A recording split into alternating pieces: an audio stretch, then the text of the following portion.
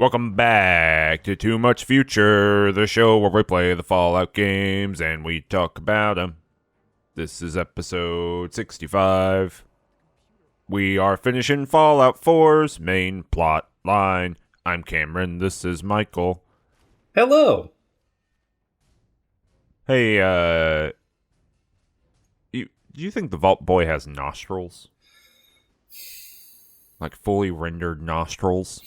If my Fallout bingo card comes true, I absolutely hope he does. I hope we get a lot of good, close-ups of the quivering nostrils as the Vault Boy scents the world. Vault Boy sneezes. Just goes, achoo. He does really cute sneezes. Suddenly, everyone on social media is talking about Vault Boy sneezes, and everyone's like, what? All the TikTok influencers are doing their best to try to, mimic the Vault Boy sneeze. It takes the country by storm. They just do one of those things that's just, they do the video in front of the green screen in front of the baby, in front of the Vault Boy, and they're going, look at this angel, and it's just going,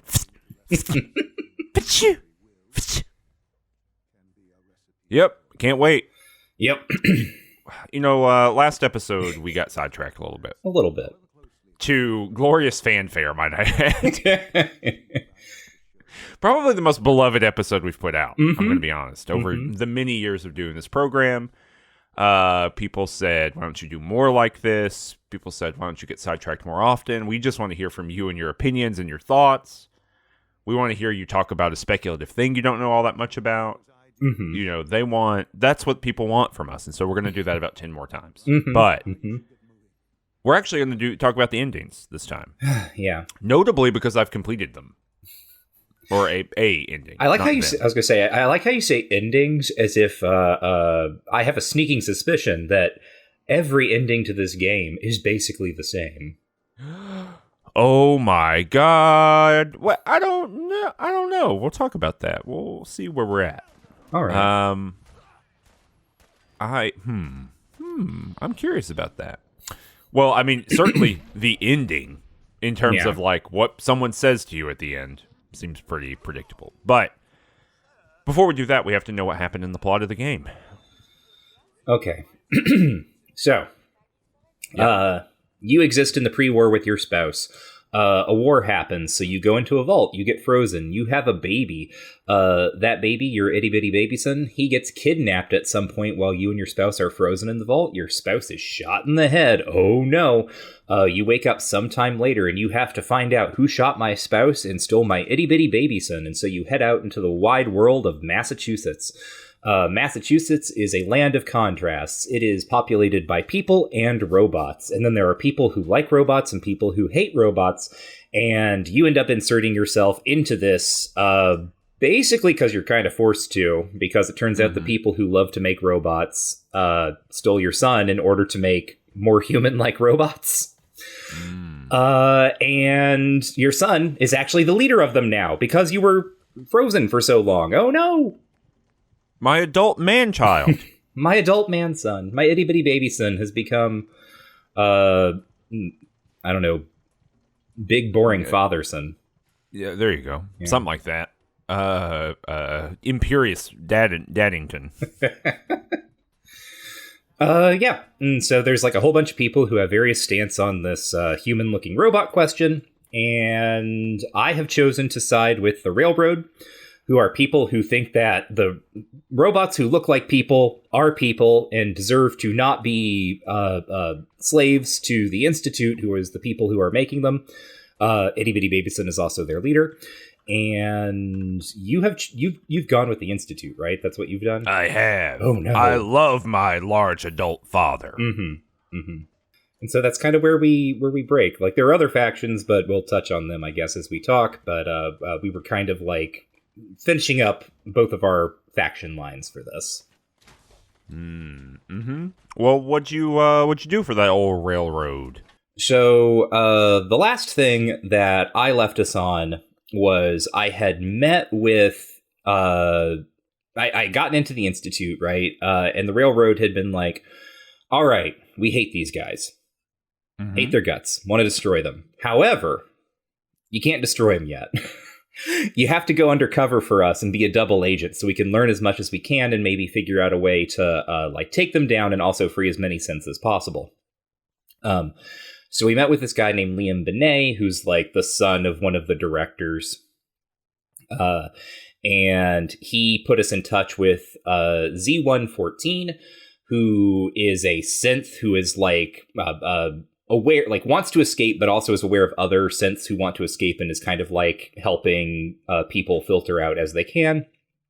And one of the things we needed to do was get a password that would let us get into the like, you know, the oldest subsystems that the Institute is running.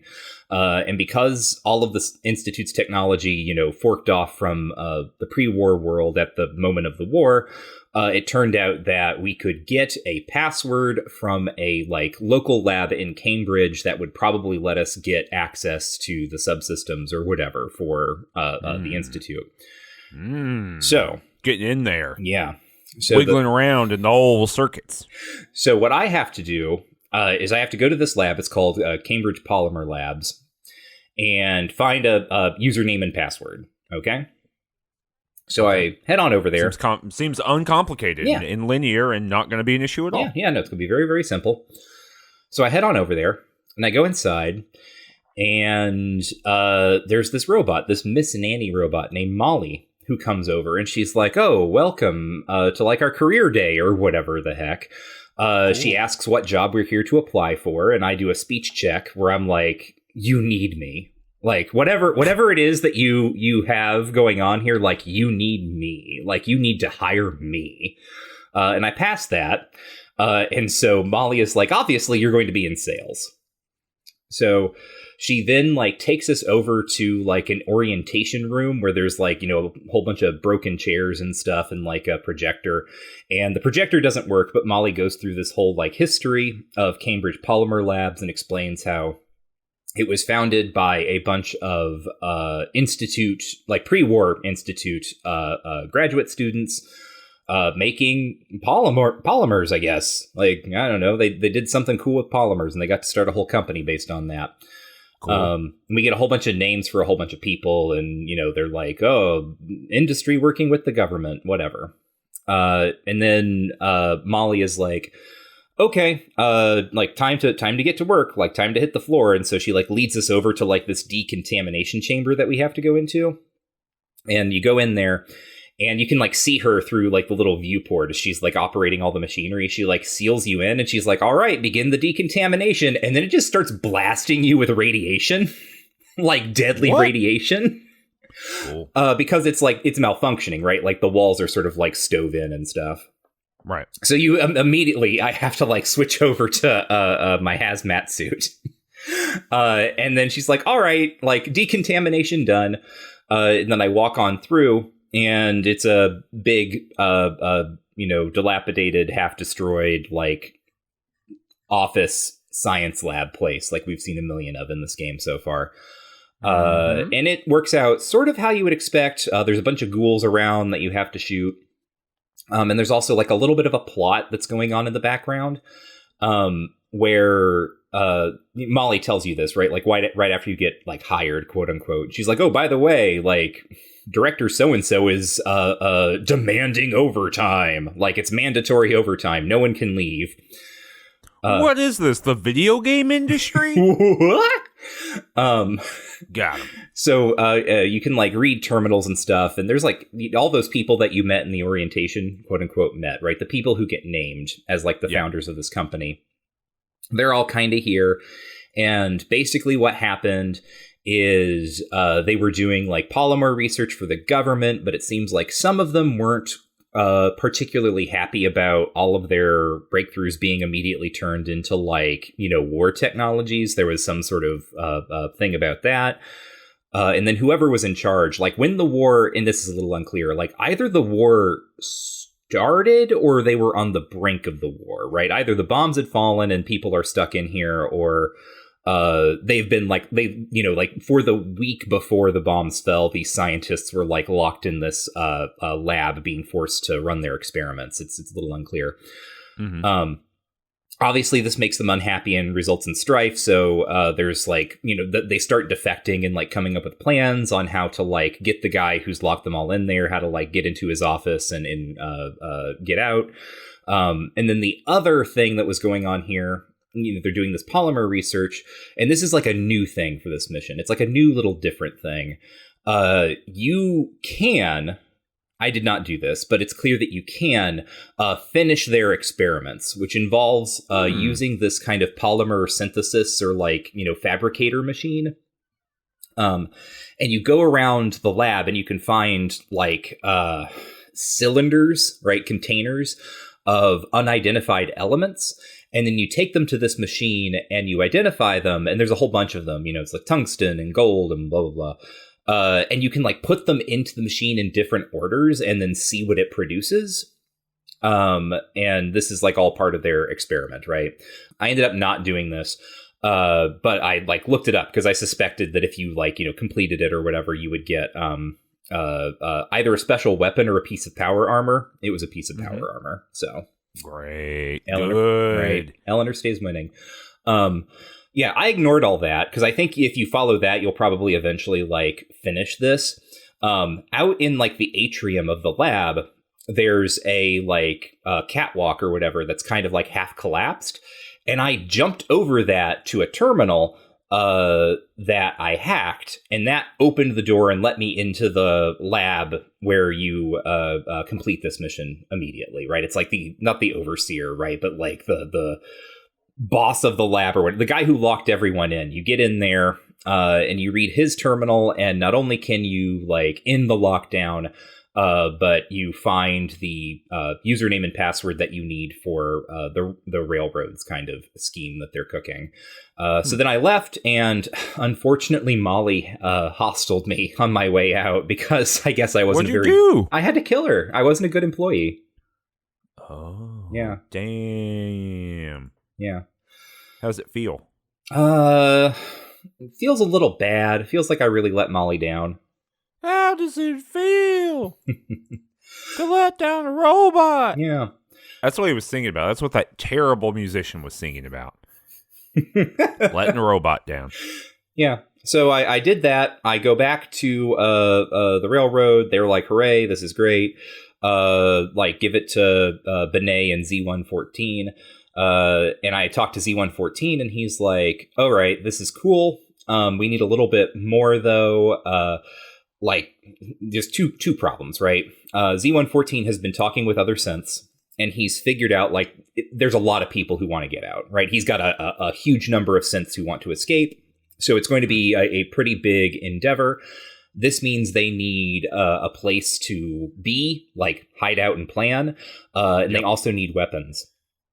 So that's one thing. The other thing is he does not know if Benet, the scientist who's been working with us, who's been like the mole inside the Institute for the Railroad, he does not believe that Benet will continue on with the plan if he knows that it's going to entail probably killing people. And so I have to sort of like, I get specifically orders to sort of like lie to him and not tell him like the extent of the plans, right? So I do that, and then I have to go to a place that's like low in the Institute labs where they're like mining out new labs so they can, this is going to be like the little base of operations, and it's also going to give them weapons. They're going to repurpose the mining equipment as weapons, these synths are, okay? So they're like, go down into the mines, like they're opening up a new tunnel or whatever. And they're going to be guarded by, outdated synths. So don't worry, like you're going to have to fight them. So don't worry. So there's like an additional weird wrinkle being introduced here where these advanced, like, Model 3 synths or whatever are being guarded by synths who don't count as people as much. So we can just go ahead and murder them. Right. We do know that there's the synth hierarchy, right, of who counts as a synth. I learned all about that in my ending. Yeah, don't you worry. Oh, great, that's fantastic. So yeah, I go down there and I help these other synths like kill the bad synths who are dressed like Logan's Run guards or whatever. And then Z114 is like, that's great. We're all ready to wait forever now. And then the railroad is like, yep, you need to continue to be undercover. So then I had to do most of the Institute's quest line pretending to be with the Institute for the rest of the railroad's quest line. Wonderful. Right. That's right. The good ending. Mm-hmm. You know what I mean? Yeah. That you got to experience the good stuff that's real. Uh-huh. The values. Right. Don't you agree? Oh, absolutely. Do you want me to talk about the Institute? Yeah, sure. Yeah, you tell me how your Institute... I went and talked to my father child. Mm-hmm. And he said, hey, go do all this stuff for us. And I didn't take any notes. So I've forgotten maybe some of the middle pieces, but no, I can pull them up right now that I'm realizing that I've forgotten. Let's say the first one, since I also did these.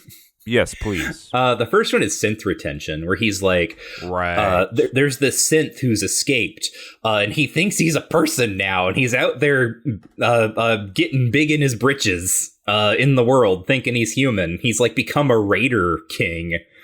Yeah, and he's living in Libertalia. Yes. I do remember all this. Oh my God. Which is like a pirate freedom boat sanctuary. Yes.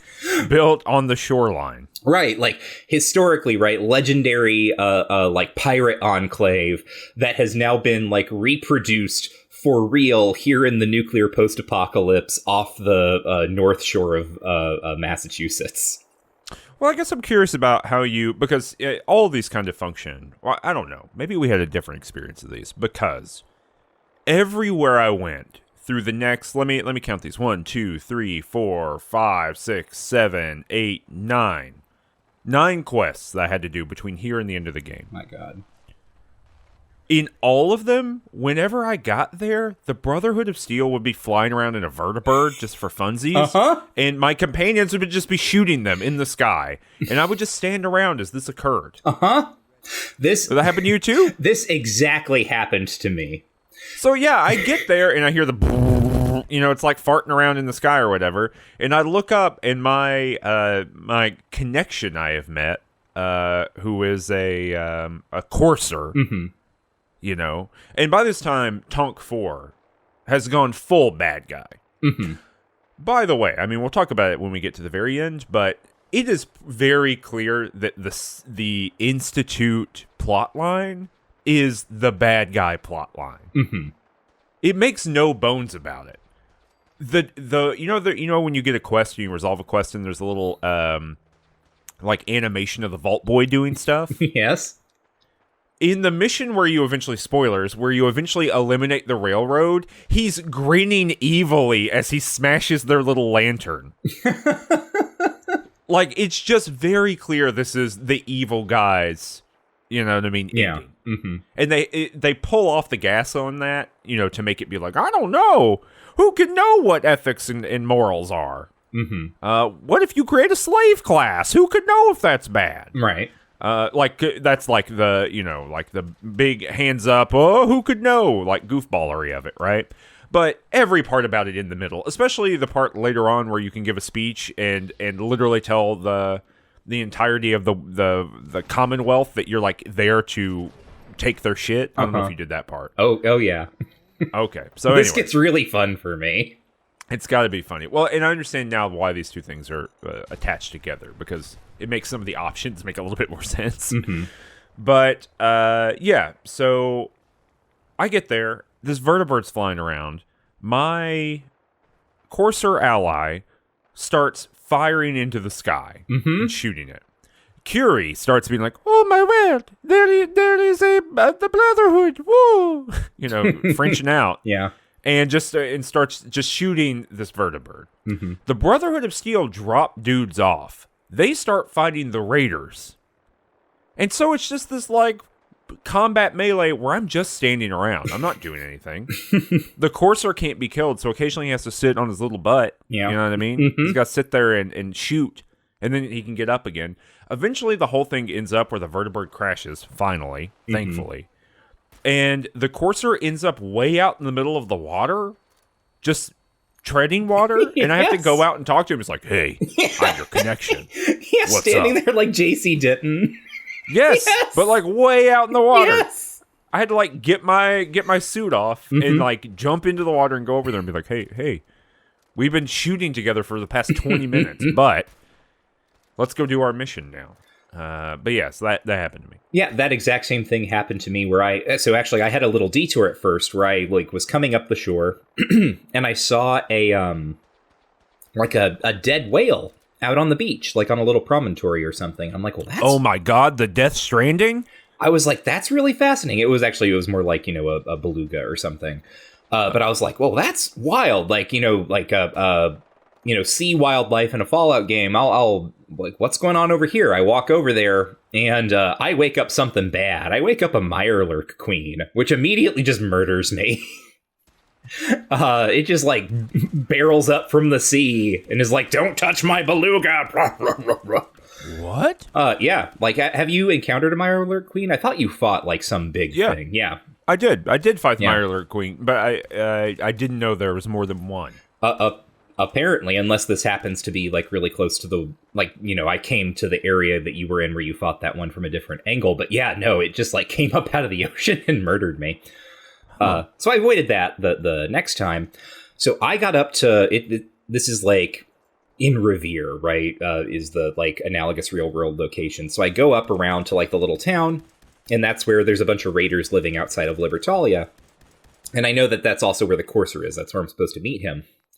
So I fight through all of them. And when I finish with that, I realize the Courser has moved further away. And I'm like, well, what the hell's going on over here?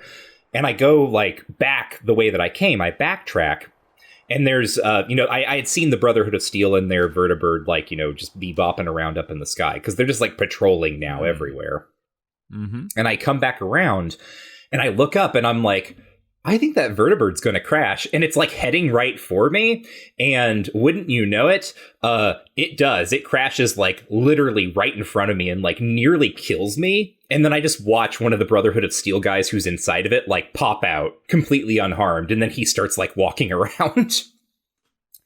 And then I have basically the same experience where the Courser has been like pulled so far away from the starting location that he is like out in the water, and I just have to stand there and watch him like plink away at these guys in power armor until I can talk to him and start the mission. Yes, that was the most frustrating thing, is I could not mid-combat at least get the mission going since we were already doing all this fighting. Right. And then, I went into Libertalia, and I'm like, wow, this place is a really cool idea. I wish it was an actual settlement that you could go to and, like, have quests here and, like, NPCs and stuff, rather than what it is, I think. Maybe I missed something, but it's just a really big, bespoke dungeon. Yeah, outdoor dungeon. Mm-hmm. Yeah, it was cool. I went up there. I mean, so Tonk has leaned in. Yeah. Institute all the way. Mm-hmm. I get up there in the Courser, because you got to fight your way all the way to the top. By the way, not a single part of this game is built to be played in power armor in third person. Like, especially these ending, like, few missions, it is extremely difficult to know where the hell I'm going. I'm too big for most platforms and shit. And so it's, like, easy to fall off. The turning radius is terrible in third person. Like, it's just not meant to be played this way. Mm-hmm. None of them are, of course. But it's really apparent at this point. But I get up to the top, and that guy's like, hey, I got the reset codes on this bad boy. Mm-hmm. You want to do a reset on him? And Tonk says, why, yeah, I do. I do want to do that. Violence is bad. Tonk's had a whole change of heart. Uh-huh. Tonk's the big bureaucracy respecter. Mm-hmm. Mm-hmm. So I get up there. And the guy goes, oh my God, you're coming here to kill me. And I go, beep, boop, bloop, bloop, bloop, 1124, blop, blop, bloopity, bloop. And he just turns off. And all of his bros go, oh my God, he's a robot. Mm-hmm. Jesus, he's a robot. And they take about 40 minutes to pull out the weapons, and then I just smash them all up. Pew, pew, pew. Yeah, so I do basically all of that. There's a little bit of interesting color that you get here where you can read a terminal in the room before this, where you find out that Libertalia was actually founded by remainders of the Minutemen, after their forces were broken. Of course, everything has been founded by remainders of the Minutemen. Right. That's what we have learned. Right. Well, it's like, this is, we talked about in sort of like New Vegas and in kind of especially like Fallout 2, right? The way that those games are so interested in like historical progression, right? These people form this community along these principles. There is this kind of rift or schism or disaster. It scatters these people. They carry on in this way with these principles, so on and so forth, right? This kind of like very specific and material way of thinking out and writing the history of their locations. And then, Bethesda here in Fallout 4 kind of does the same thing, but it all comes down to there were the Minutemen. The Minutemen were obliterated, and then the remainders of the Minutemen did everything. So, yeah, you find that out. I get the same thing from the Courser, where he's like, here's the B-Boop code. You can just shut him down because it's really important for us, the Institute, to recover this synth, like, whole, for whatever reason, right? They want the data, whatever.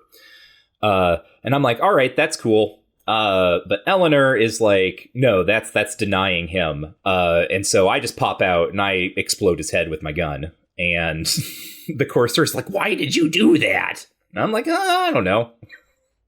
We need the robot back. The robots cost a lot of money. That's sort of the idea, right? It's like somehow there's like an internal, obviously there would be some sort of materials economy, but it's like, you don't understand the investments we've made in this particular synth who's become a bandit king. Yeah, all of it doesn't, it just kind of doesn't check out, right? Like, it is a science fiction concept that kind of is paper bag thin in some ways, or maybe perhaps even thinner. Perhaps it is a plastic thank you bag thin. You know what I mean? Yeah. Where it's like anywhere you put any pressure on it, like, where do they get all the resources to do all this? Don't know. Like, just I don't understand the manufacturing principles involved. Why not just make more?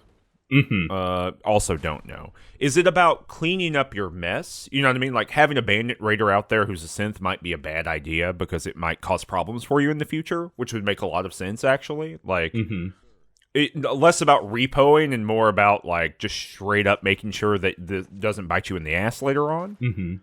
But that is explicitly not what's happening here. It is all like, so essentially for this and a couple of these other quests, right? You're just like the world's shittiest, most evil and unethical car repo person. Yeah. And because the game has to, the Institute from its perspective, right, and the way they're written, it cannot entertain any idea other than the synths are not people. Right. And you can talk to everyone about it. And they are always like, from the claim, the synths are not people, and so then therefore anything we do to them is okay. And it is thinner than the thinnest 1950s science fiction story about androids. You know what I mean? Because at least in those places, there might be a character with like an ethical qualm who like gets shouted down, right? And we would be meant to be like, oh, I don't know about this, maybe they are like people. But here, there's just like there's no one internal to the Institute quest line that I encountered that even had remotely an opinion of that sort, right? And of course, you got there through the I want to say the Undertale. That's not what they're called, the railroad. Yeah. But you just get nothing here. I would have thought at some point, like, eventually you talk to the directorship, this group of people, and I thought for sure there would be, like, the minority opinion of, like, the synths are people. I can prove it. But no, there's just no room for it. And you keep talking to your dad's son, and he's like, yeah, well, you need to go out and get more of these synths that we keep losing. Which is what he does in the next mission, which is called the Battle of Bunker Hill. Which also went wild as hell to me. Did this go weird to you? A little bit, yeah. Yeah, so I go back to talk to dad's son, big dad's son, and he's like, we have a problem with the railroad. I know you're familiar with them and their delusions of synth sentience, blah, blah, blah, blah, blah. We just need to take them out. We need to go to Bunker Hill, which is like one of their bases of operations. And retrieve some synths that they have. And I immediately get the option to go warn the railroad, which I do. And they're like, oh, okay, cool, thank you. So I get the option, go warn the Brotherhood. Oh, interesting. Yeah, so consistently through all of these, I've been like, because they keep saying the Institute, every time I get a quest, the Institute says like, and you gotta hurry up because the Brotherhood might also be there. The Brotherhood of Steel might also be there. They might go there and mess it all up for us. And so I also get this optional go warn the Brotherhood. It might be because I took that quest earlier, if you remember, like you reloaded to prevent you from doing it. But I still have that quest that's like the Brotherhood's version of killing the railroad. So that could be why that matters. But yeah, so I didn't choose to do that. Did you go warn the railroad? Yep, I ran to the railroad. I warned Desdemona, and they're like, "Okay, thank you. Like, we'll be ready." And then I go over to Bunker Hill, and I meet the Courser there, and he's like, "All right, like we're gonna get in, and we're gonna get these synths. It's gonna be a really simple operation. Like, something weird is going on here because he explicitly says that we don't have to worry about the Brotherhood, and then we go up to Bunker Hill, and the Brotherhood lands and starts shooting everyone." And then like the railroad is also running around shooting, and then like there are more like Institute people shooting, and I'm like, what the hell is going on? And the Courser actually even says, like, at one point he said something about how we have to like go in guns blazing, which is like a direct contradiction of something he told me earlier. Yes, I got the same thing where I like met my contact and he says, all right, here are the codes to reset all these synths. Here are the codes. Now remember, we want to keep casualties to a minimum, but also don't worry about it if you have to shoot somebody. And then as soon as we got into third person action mode, he was like, guns blazing, boys. Right. And I was like, I don't really know what happened there. Right. I can't tell if like we like push the other plot lines to a point where it's just going to like make this an auto free for all, or if that was intended to be a more subtle, like, they thought this was going to go one way, but it turns out it's going another way. It's hard to tell. Yeah, it is hard to know. But also similar deal here. I had a vertibird just flying around that people shot out of the sky. This was made even more complicated for me by the fact that have you been to Bunker Hill already? Oh yeah, plenty of times. Okay, so I'd gone past it, but I'd never like engaged with anyone there. And there's a woman who comes out when you get near Bunker Hill, and she's like, "Caravan or raider?" You have to like say, are you a caravan or raider? And she explains like, oh, we're a trading post. We'll pay you off if you're a raider and we'll trade with you if you're a caravan person. But there's a fourth option that is just what? And so your character can be like, what did you say? And she's like, caravan or raider. And you could select what again. And like I was just like, I don't understand what you're saying to me. I don't understand. And he's yelling even though they are 2 feet away from one another. She like walks through and patiently explains what the hell's going on. But it is extremely funny. It's just like a thing. I don't understand. I wish you could say that to every single person in this game. I wish I could say that to my dad kid 400 times. What are you saying to me? I don't understand. What's happening? Who am I? Why? What is your moral calculus? But yeah, the reason I brought that up is it was made more complicated by the fact that I believe once you talk to her, the door is supposed to open, the big gate that opens to Bunker Hill. That did not occur. Right, because all of the, like, door gates or whatever lock for this mission specifically because Bunker Hill is fortifying. Oh. I didn't know that. Yeah. I didn't really understand why it wasn't. So basically what happened is that the Brotherhood of Steel, the people who were inside of Bunker Hill, who were part of the Brotherhood of Steel, they ran into the gate from the inside. So they're all standing up against it. I can see their feet clipping through the door. Oh my god. They're fighting someone on the inside. Like some people. You know what I mean? And they're being Molotoved. They're being grenaded. I'm watching them die, and I'm getting like ching, like I'm getting points for it. And they're just being massacred up against the wall. And then I like went and like jumped on top of a bus and got in and like fought some people on the inside. But I let it go for probably a good 4 minutes of just like random agents fighting one another on the inside of Bunker Hill. The end of this game is getting very wiggly in a weird way. It does. But you do that, you go down the bottom. There's 4 people, 4 synths. I reset them all. Got a little thumbs up from my Courser buddy because I have become full evil. But you know what? Curie doesn't say shit about it. We don't get a single Curie dislike that. Curie doesn't like it when I'm mean to a dog. You know what I mean? Mm-hmm. Curie is the perfect audience. if I fight a mole rat, Curie says, "Did you have to do that? I'm France." Right? Yeah. Does all that. I'm resetting the memories of synthetic human beings, and Curie is just skating on by that, no issues. I have no feelings about this, says Curie. Apparently not. But so I did all that. But did you let them go or whatever? And they're begging for their lives, by the way. Yeah, they're being like, please don't do this to me. I know what's happening to me. It's not like the raider who didn't know he was a synth, right? Right. They're like, please don't do it. Please don't send me back. I'm free. I'm a human being. Please don't do it. And this is when I was like, I think the game might know I'm the baddie.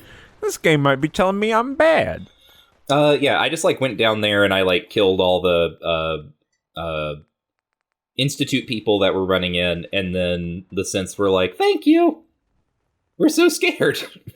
The end. They are scared. They're offering you money. They're like, please let me buy my life. They're not doing that with me because I think the game, recognizes that I've made the opposite choice, but they are just standing there in kind of the NPC afraid kind of stance that everyone has. Yep. Well, have you, where does the game flip?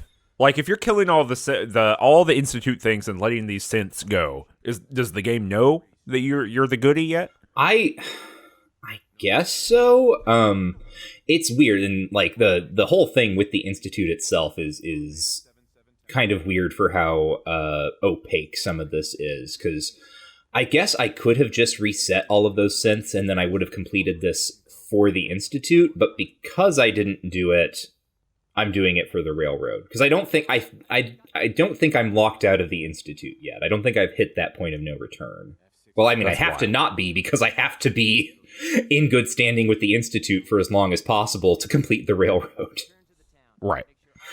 Yeah, so this is why one of the things you have to do after this is you have to go back to the Institute above ground, and you have to go up on the rotunda and meet with your father's son, who's standing, solemnly on the roof, looking out over the Charles at the sunset, having his big dad feelings and thoughts. And I guess more on what you were saying about the Institute and how you were expecting to kind of have a minority voice or something in there, being actually, maybe the synths are people.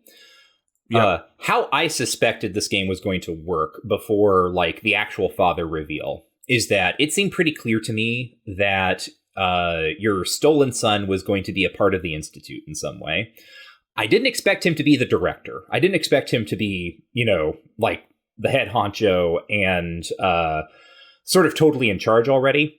I was expecting something more like BioShock 2, where, throughout that game, you're making various choices about what to do with the new little sisters, and that influences what the enemy, the big sister, does at the end, right? That's one of the ways that game works. I suspected that there was going to be something like that, where you would meet your son not as an old man, but as an adult who kind of had a position in the world, and then based on the things that you had done, your son was going to make a choice about what he was going to do with the Institute. That's what I thought was going to happen. Oh, got it. So he would kind of be the inheritor of your actions. Yes, exactly. Right. Got it. That makes sense. But no, not really. coherent. He's fully bought in, and he stands on the roof of the Institute, and he talks about their solemn mission and so on and so forth.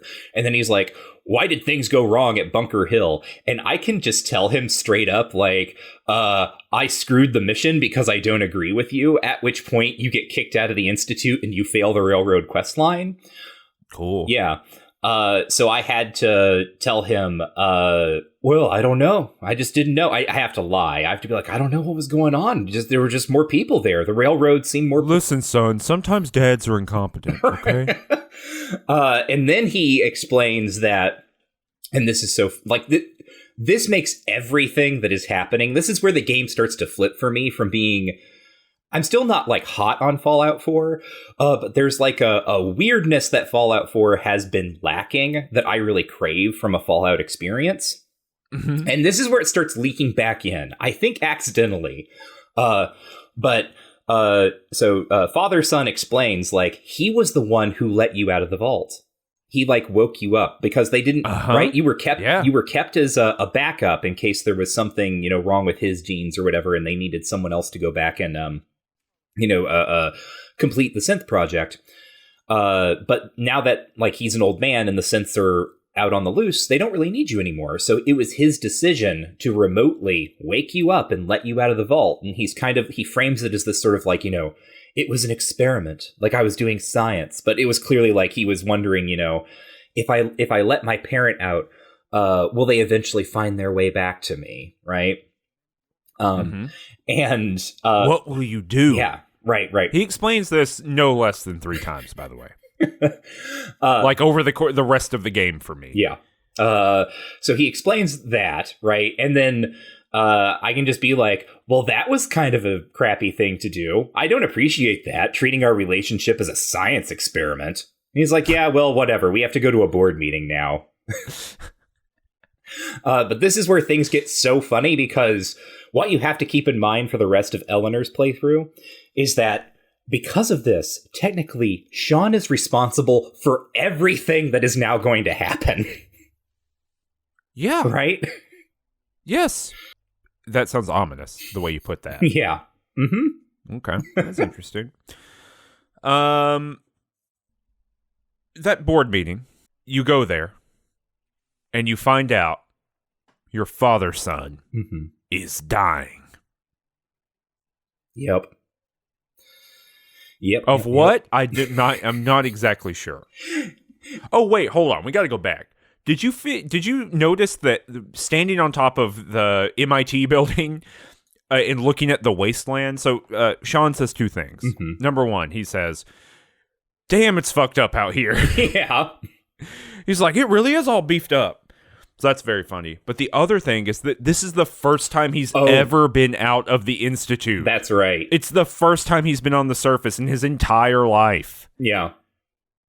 Just notable. Making a lot of decisions for a place you don't live, buddy. But, yeah. Anyway, so you got that board meeting. He says, "I'm dying." And then he appoints you to be his dad. So this is what I mean when I say this is where things get so funny. Some sort of dueling dad scenario? Well, so I go to this meeting, and it's like, the normal scripted thing where there's like a big conference table and all these directors sit down, and he's like, "As you know, I have a terminal illness that I'm not going to name and which cannot be cured by our fantastical future science in which we can build human robots." Yeah, why not just build a synth? Right. And put his brain in it. Right. Well, because then he wouldn't be a person. He couldn't be the director if he was the synth. They'd have to get him mopping floors. I feel pretty confident they can goofball their way through that. No, so they can logic their way through it. They're scientists. They'll figure it out. They'll create a universal exception. So he is like giving this whole talk, and I'm bored and I don't want to sit in the chairs, so I actually hop up on the conference table. And I go into third person so I can like see everyone as they're talking, and I can like wiggle the camera around. So you have to imagine like Eleanor, well, you will be able to see this if you're watching it on YouTube. Eleanor in her like silver shroud outfit, crouched on the conference table, like sort of pivoting around, looking from person to person as they're speaking. And then when you get like the close-ups, right?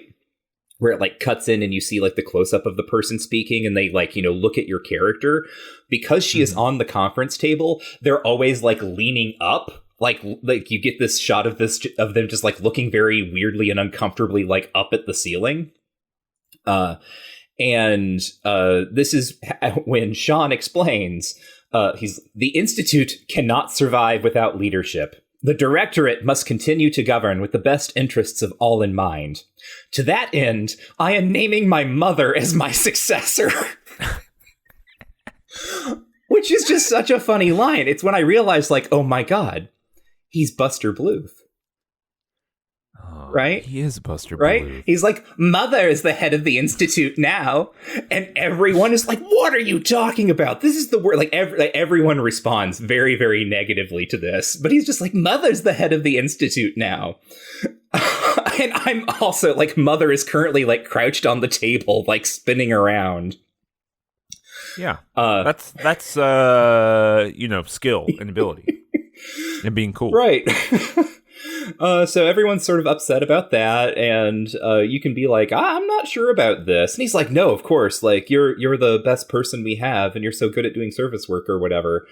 So now we're in this really wild position where what I talked about back in the Brotherhood of Steel video, where you can talk to Maxon and tell him, just like in no uncertain terms, you're wrong about everything, and I hate what you stand for, and I'm going to betray you. And he just responds like, well, you think like that now, but after I give you like 5,000 caps and some guns, I think you'll change your tune. Now here's a new mission. Now we are in that position, but also I am de facto head of the faction. Yeah, it's such Skyrification, right? But like, just by virtue of being around, you know what I mean? Like, you're now the boss. I hope you enjoy it. Right. It's such a funny and weird thing that this game specifically does. Well, it's like Sean has mistaken like the screen of the player character for his screen, right? He's like projecting all of his desired qualities onto his mom. I'm sure you'll be great at it, Mom. You got all the way here. Your law degree from Harvard got you all the way here. Yeah, so that's where things stand. And then like the next thing, so the Institute's other problem is they have a nuclear reactor, like a fission reactor or something that powers everything, but they've grown a lot and it hasn't scaled well, so they need to improve this process somehow. So he sends you out with this woman named Allie Fillmore to get a beryllium agitator from some other, another abandoned lab here in Cambridge, for the nuclear reactor that they have. And this is also the break point for the Brotherhood of Steel, because they're also investigating this area. And this is, you like teleport in, and then you have to like you teleport in, and then you have to like fight them. And that's when I got what I have called on Twitter the thing that made me laugh the hardest of anything I have ever encountered in a Fallout game, which is what happened? Well, so you teleport into this lab and then immediately fail any outstanding Brotherhood of Steel quests. So immediately, like, all that stuff starts flashing up in the corner, like failed.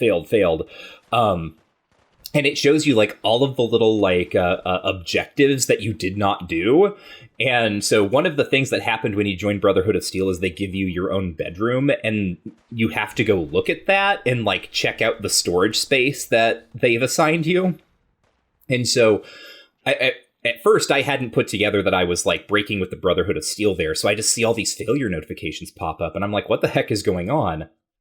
And then one of the things that I catch as I'm like watching this flash across the screen is failed. Open your personal storage container. The trials and tribulations of the game protagonist. It like came with me, or it came to me so clearly in that moment, right? It's like I failed to open my personal storage container. I didn't get that experience before I hit the point of no return, and I have lost that. I will never live it down. Perfect. Yep. Beautiful. Mm-hmm.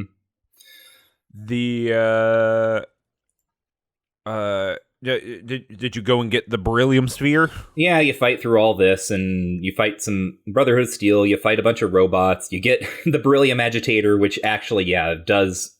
It's like some weird, bizarre icosahedron thing that you're carrying around, and I don't know, who cares? Who knows?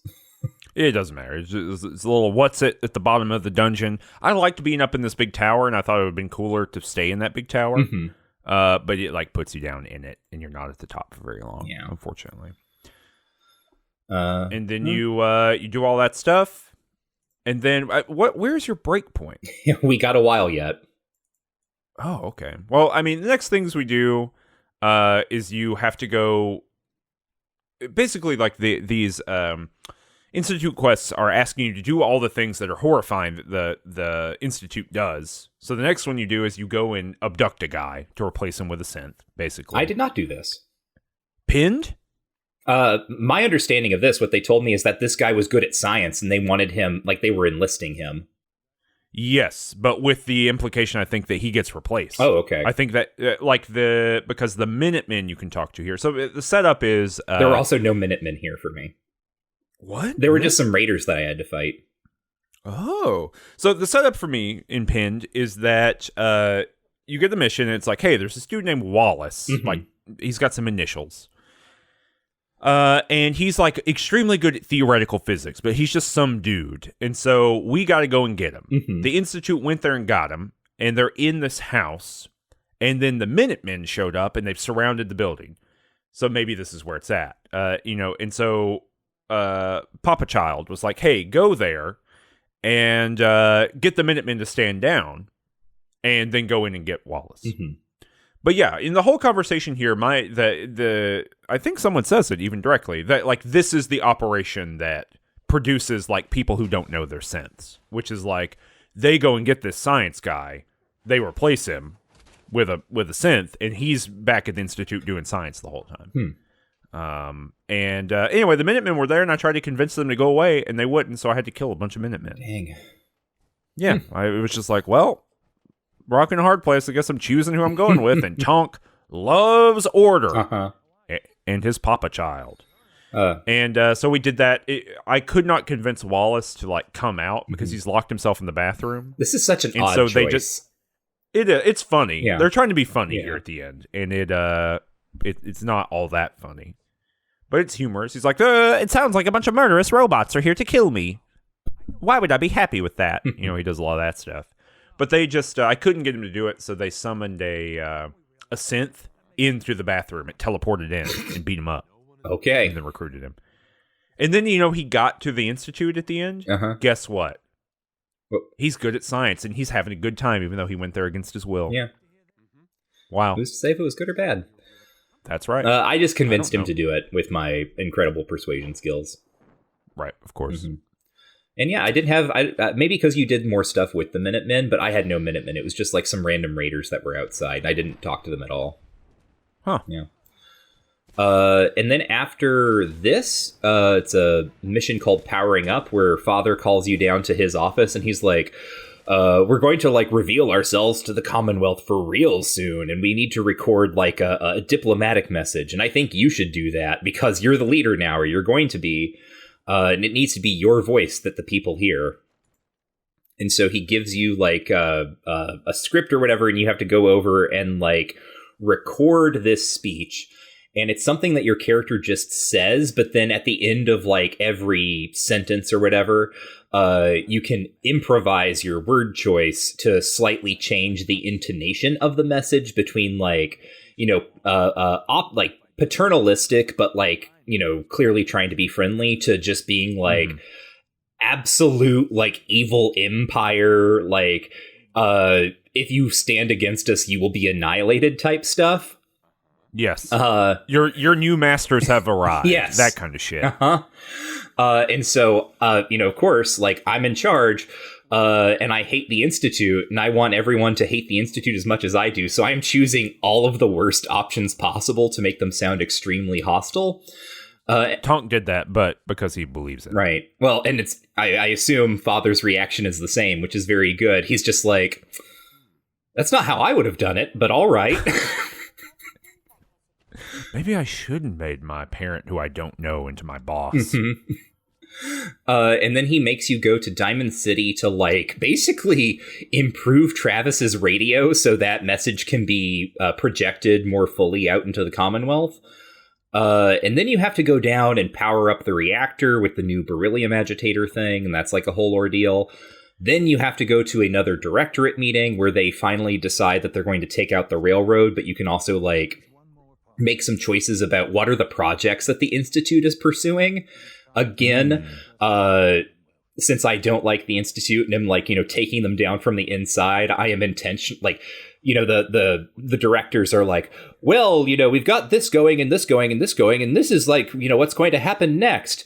And my dialogue option that I'm choosing is like, all right, so we're ready to go to war with the surface. And everyone kind of goes, well, we wouldn't put it that way. And it's like, yeah, war with the surface. That's right. That's what we're doing. Yeah, we're doing that now. Yeah, we're going to war. What do we do? And then like, I get the question of, should we be putting money into the production of more synths or like more weapons or something? Not money, whatever their resources are. And I respond, surprise me. Surprise me. Yes. And then they're like, okay, also, we need to take out the railroad. That's a thing that needs to happen now. And then, finally, that synth that I've been working with, Z114, he runs up to me afterward, and he's like, hey, I have heard, somehow, don't ask me how he knows, I've heard that the Brotherhood is going to kill the railroad. Now, I already know this. I've known this for some time, but I haven't been able to do anything about it. I needed this guy to tell me. Well, what'd you do about it? Nothing? I went and I warned the railroad. And then they were like, well, God, thank you so much for warning us. I'm sure we'll be ready. No, they're not ready. The Brotherhood attacks right then. They come like... Oh my God. They followed you in. They come barreling in through the back door.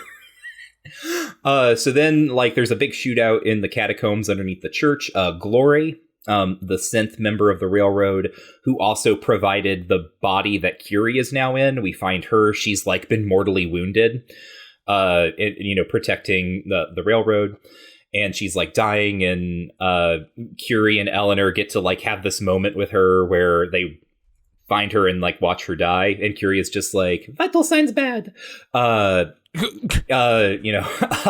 then she has no blood. Yeah, you need blood to live. And then Glory, as she is dying, her last words are, "Isn't there supposed to be a light?" And then she's gone. Cool. Yeah, dark. And then you like fight up to the surface, and you kill a whole bunch of these guys. And then Desdemona is like, "Awesome! Like, we survived the Brotherhood. Now it's time to kick their asses." Like, initiate Operation Red Glare, which is the operation for the railroad to destroy the Brotherhood. And this is... What? Yes. And this is also where the next sort of, like, piece of the puzzle in making this game something really fun for me comes in.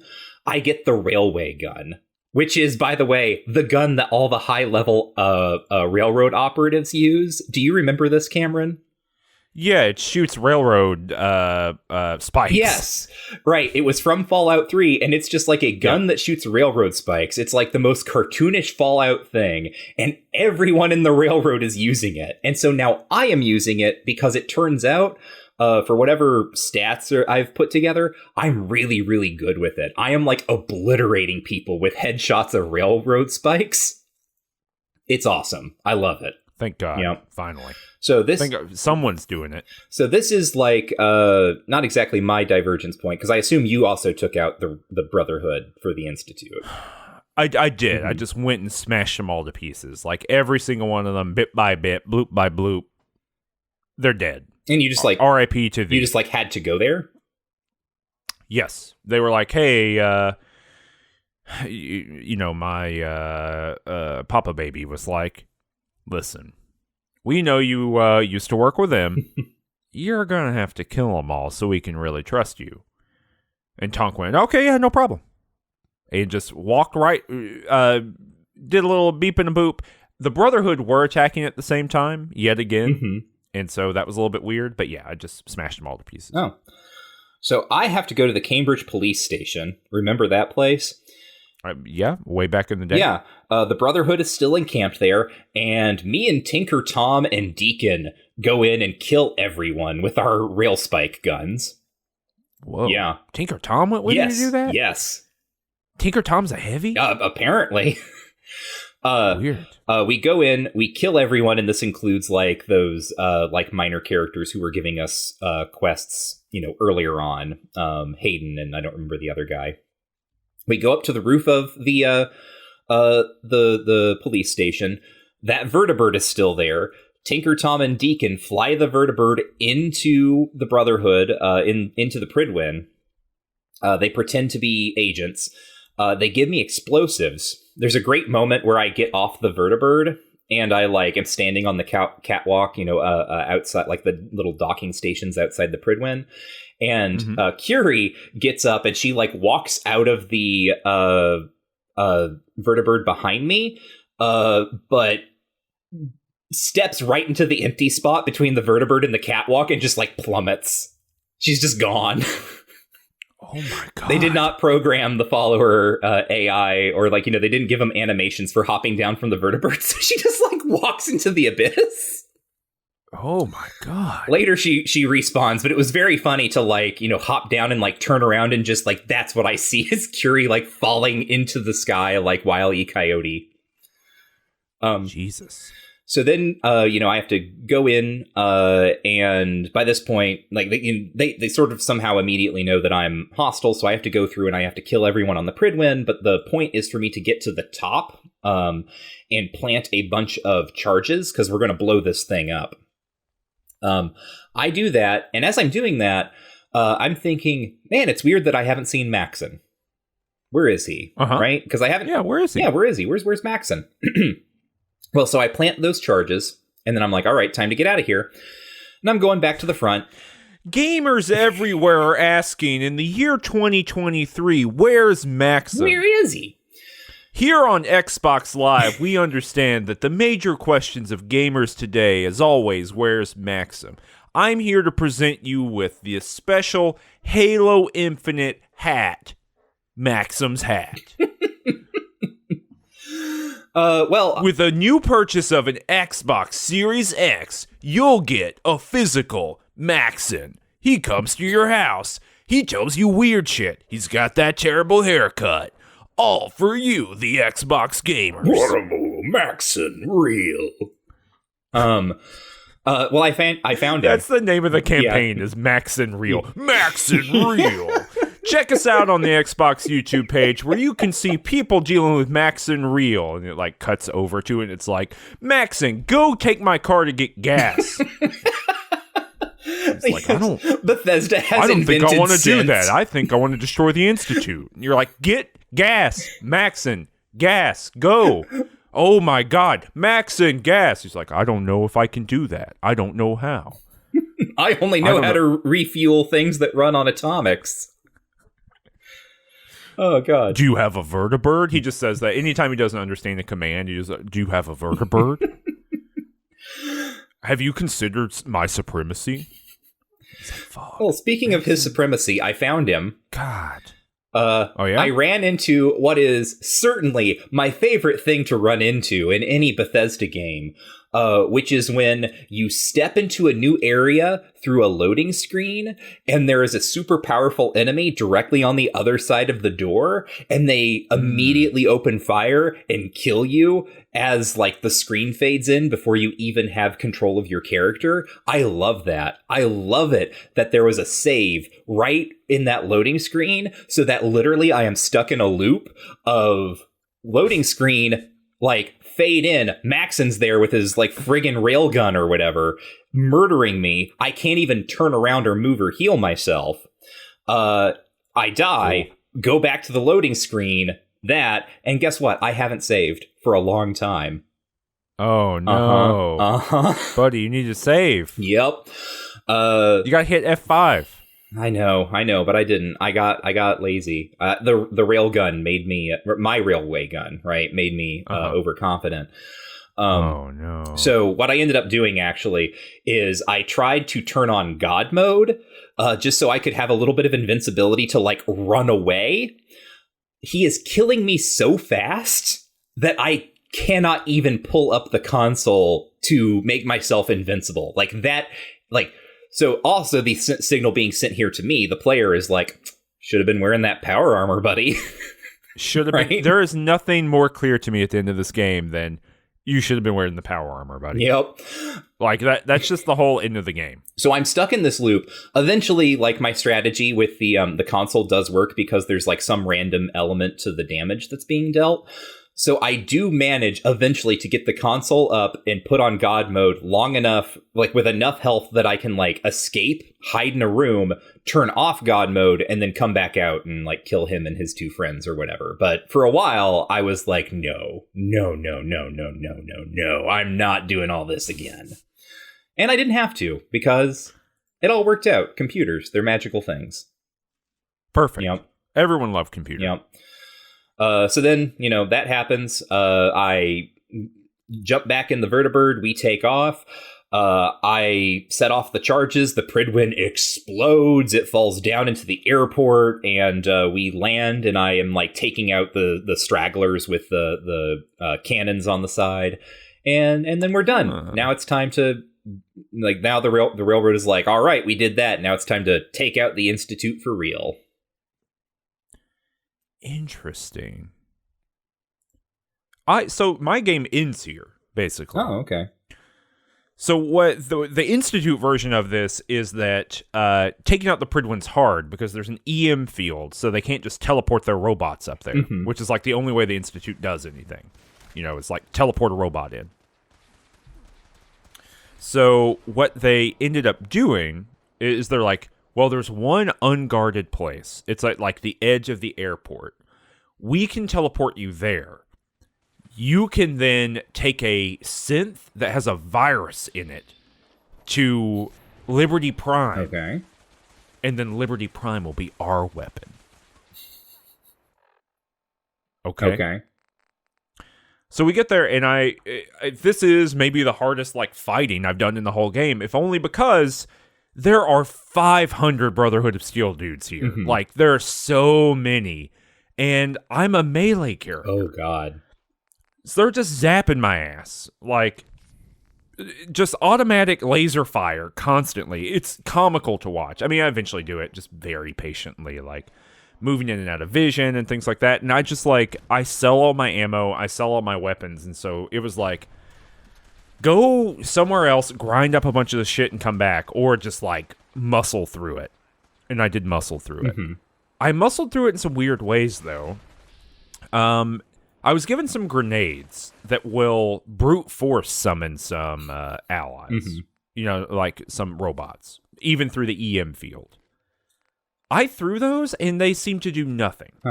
Like, they summoned nothing. And so that was kind of a bummer. I eventually used some of my old synth summoning grenades, and those did work. And then I got to watch a little tiny synth pick up a minigun and just start obliterating dudes with it, which is very fun. Also, in the middle of the fight somewhere, because I was there a long time, probably like a full 45 minutes of just trying to do this fight, a random settler showed up to ask for my help in a Minutemen quest. And she was invincible. Like, you know what I mean? She had the, she falls down and gets back up again thing. She gets knocked down, she gets up again. Nothing gonna keep her down. She takes a whiskey drink and a vodka drink, all that stuff. But yeah, she also picked up a minigun. And so she it's just this farming ass woman, right? And she's standing there and she's like, you know, the minigun, the tip of it gets red, right? You know, it's heating up, and she's obliterating people with it. And then she'll get shot 2 times and fall down and get tired, and then have to go back and forth. I had to kill the lady who was in the power armor all the time. Oh, yeah. But the revealed power armor, I'm blanking on her name. I don't remember either. Had to murder her. But I had to kill all these generators that are there, the EM generators, which then allowed me to summon more robots, which then allowed me to snowball and fight the whole thing.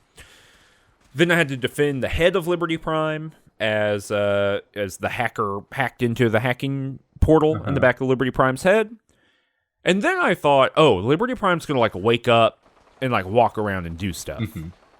You know, throw a nuclear bomb. Right. Whatever. He doesn't. He literally just turns sideways. He's like, I gotta kill the communists, gotta kill Chinese communists, beep boop, beep boop. Turns his head right, looks at the Prydwen, and shoots his big laser at it, and blows it out of the sky. And then my Courser buddy who's been with me was like, we should teleport away. And then we do. I'm always saying that to my companions. We should teleport away. We should teleport away. I'm always saying this as well. And then we did. And that was the end of the game? We teleported away. And it's like, hey, you did it. I went back and talked to my dad kid. And he said, hey, you did it. You did it, Buster. And then the thing ran. I got an ending that is called Nuclear Family. And it's basically just like, you were a father child, and now it's your responsibility to run the world.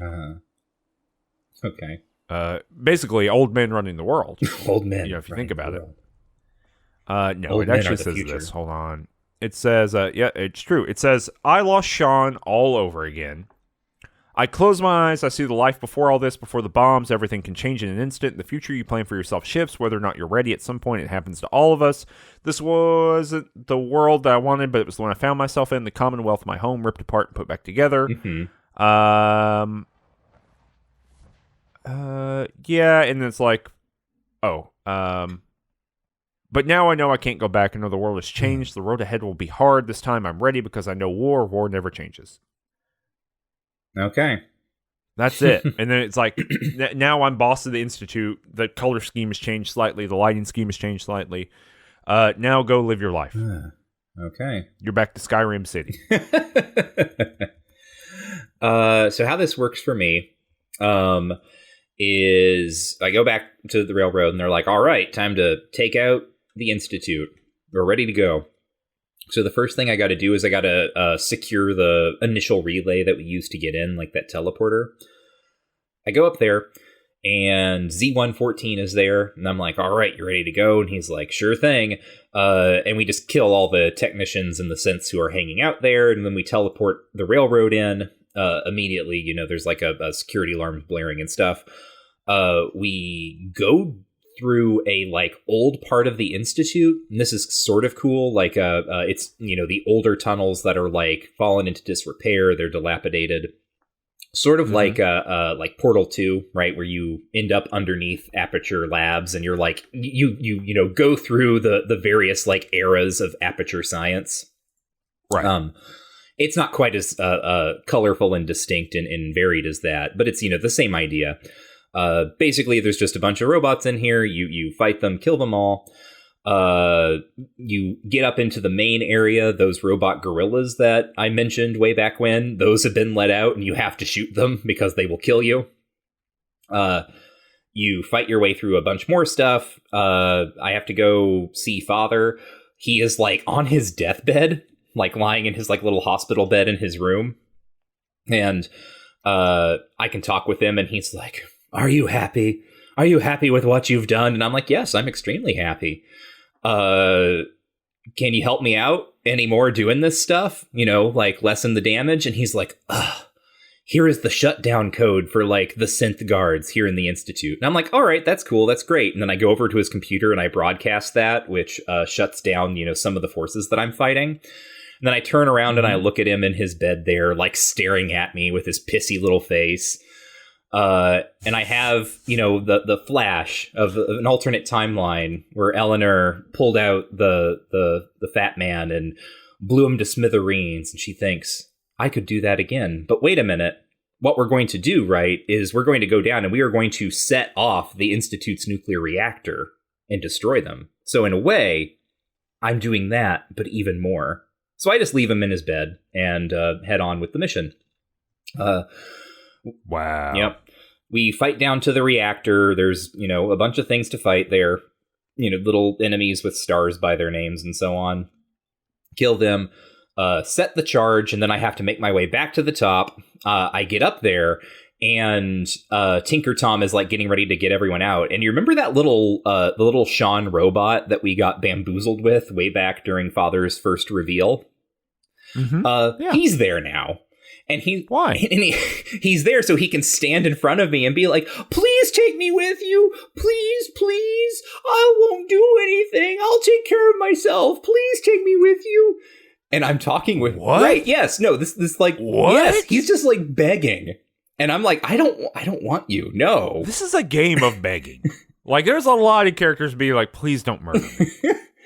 And I don't want to. Have you considered that the railroad's methods are perhaps ungood? I'm just like, I don't want you. I don't like, you can leave. I'm not going to stop you from leaving. There's plenty of robots leaving. That is in fact the purpose of me being here, is getting all of these synths out.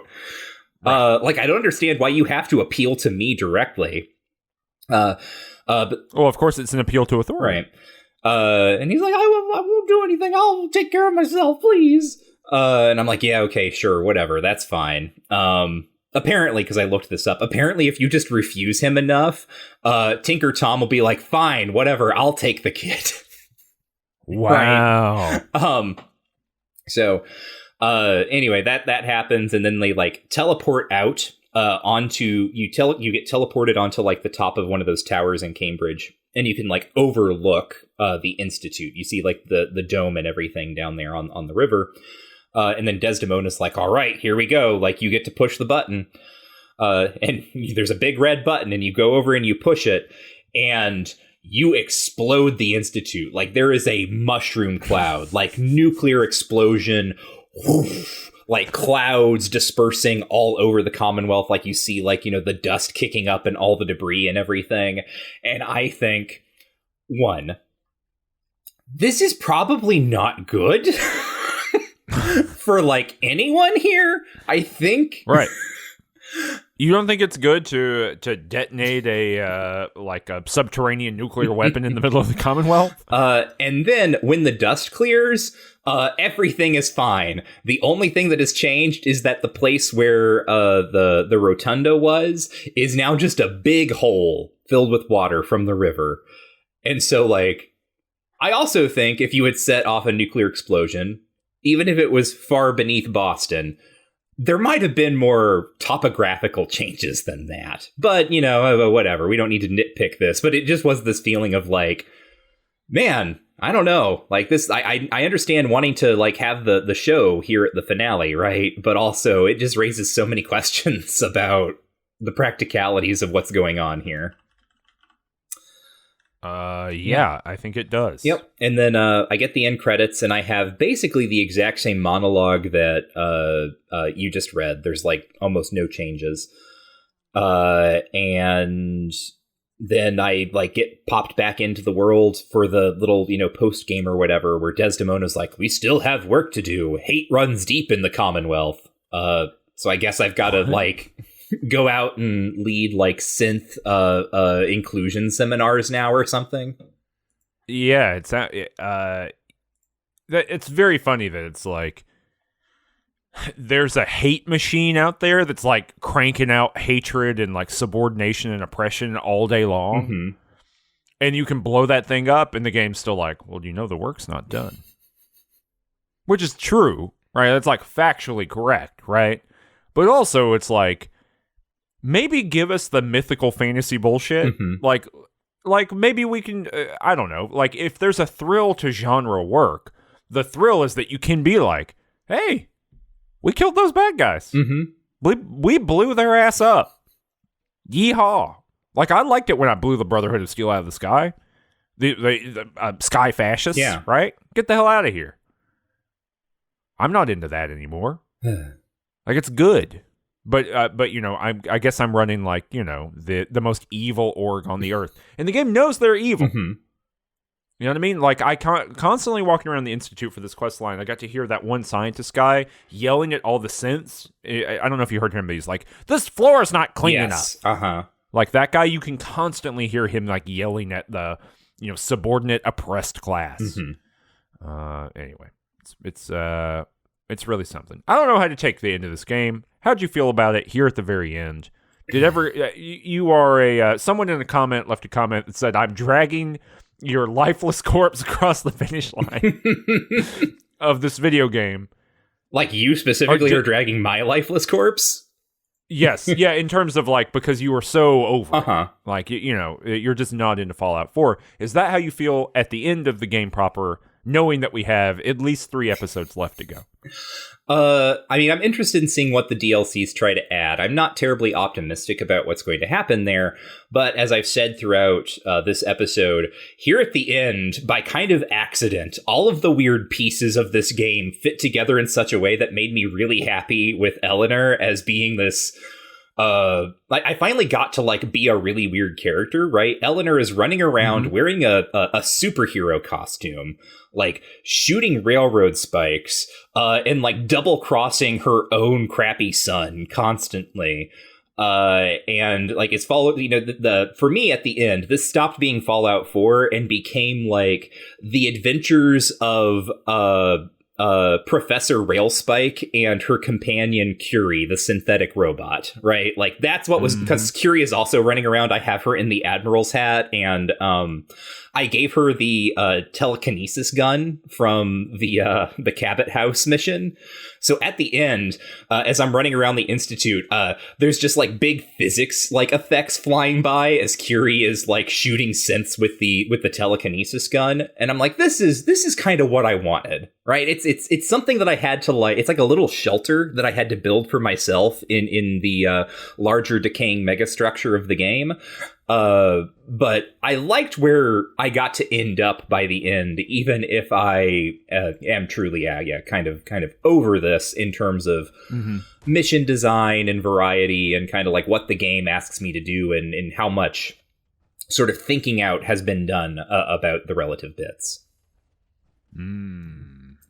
Well, we're gonna find out if the additional stuff. I think I've been higher on the game than you have, but especially at the end here, you feel that you can really feel what is atrophied from this thing. Like Fallout, for the most part, by the end of Fallout 4, just feels like a bunch of mostly surface level references and none of like the actual conceptual stuff going on in Fallout beforehand. Yeah. And I think you've been right every time when you've kind of pointed to the remediate, like part of the Fallout memory engine is that Fallout 3 specifically was so selective about what it pulled from Fallout 1 and 2 and what it kind of solidified from the Fallout Bible as being canonically true. And so you can really feel the game of telephone that going on specifically between Fallout 4 and Fallout 3. It's just so, it's like someone described Fallout to you. And I think I'm not like, oh, if you like the game, you like the bad game. That's not what I'm saying, right? But it's just, I think that there's a richness to some of the other Fallout games that just because of either complexity or drive or, we know that Fallout 4 had a pretty rocky development cycle. For whatever reason, it just ends up feeling a lot more Skyrim with the, with some different surface level, surface details than it does a Fallout game. And I'm curious because Fallout 76, is a different team entirely as far as I know. I'm curious about whether Fallout 76 goes back to some of that stuff. Does it try to redo or take another swing at Fallout 3 kind of stuff, or does it inherit more from Fallout 4? And I really don't know. I mean, I've played a few hours of that game. We, of course, as I've said many times, are not playing the whole game of that. We're probably going to end up playing probably 15, 20 hours each, somewhere in there, to kind of have a comprehensive talk about it, about what it does, but neither of us want to play a Fallout MMOE style game to completion. And so we'll see. But we've got at least 3 more episodes of Fallout 4 because we will do an episode each of the DLC. Then we'll take a little bit of a break, and then we'll do Fallout 76, and then Too Much Future will be complete as a show. Ooh. Wow. How about that? Until they make more Fallout games. I said what I said. I don't know if I need to return to Fallout. Yeah. Ever. Actually, I'm sort of, I think, on board, right? And that's not to say if you like Fallout 4, if you like anything that comes after this, similar to what you were saying, that you're liking the wrong game. But it is just very clear to me that the things that I prioritized in older Fallout are being shuffled out of rotation for what constitutes this type of game. Yeah, I think so too. Which is very disappointing to me. And I really only felt I've been much more up on this game until we got to the end, and I thought, it truly is just go do more Skyrim. Yeah. And my patience for that kind of it is an interesting thing that's happened with age because my interest in that kind of game wanes more and more every year as that style of game becomes more and more prominent.